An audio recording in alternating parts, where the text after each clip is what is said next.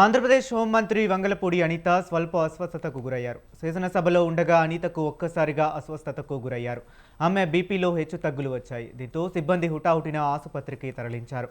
పని ఒత్తిడి పెరిగిపోవటం, అలసటతో అనిత అస్వస్థతకు గురైనట్లు సిబ్బంది తెలిపారు. అనిత విజయవాడ ఆసుపత్రిలో చికిత్స పొందుతున్నారు. తన ఆరోగ్యం బాగానే ఉందని ఆమె తెలిపారు. అలసట పట్ల చిన్న ఇబ్బంది వచ్చిందని, ఎవరూ ఆందోళన చెందవలసిన అవసరం లేదని విజ్ఞప్తి చేశారు.